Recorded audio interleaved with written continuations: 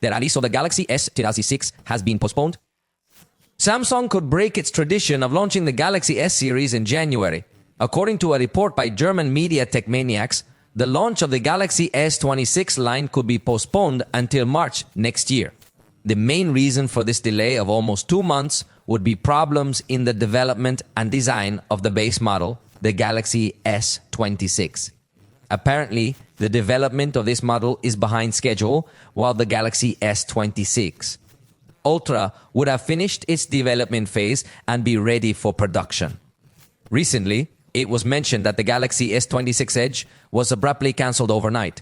Samsung made the decision to halt production of this particular model because of the low sales figures of the Galaxy S25 Edge. Remember, rumors said Samsung would launch Galaxy S26 Pro is the basic unit, and in the middle is Galaxy S26. The Edge and the top model used to be the Galaxy S26 Ultra. However, it now seems that we no longer have an Edge version, nor do we have a base model. It appears that Samsung is experiencing some kind of identity crisis. The Edge model was initially introduced to compete with the iPhone Air model, but in reality, neither has achieved significant sales. They served more as a showcase of power than anything else. Consequently, Samsung is likely reconsidering their approach. I like that at least they stopped this in time and are thinking about what we users really want.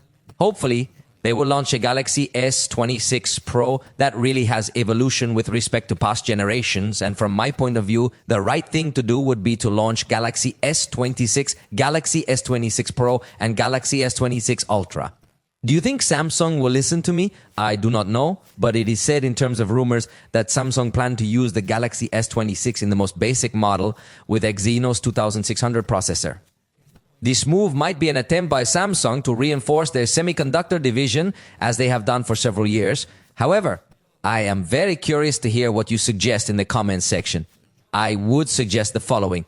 Keep the Galaxy S26 almost as it is, perhaps enhancing the ultra-wide camera and improving the telephoto lens to increase the sensor resolution, while still maintaining the 3x optical zoom. For the Galaxy S26 Pro, my approach would be to take the exact same camera system found in the Ultra model and incorporate it into a more compact smartphone design.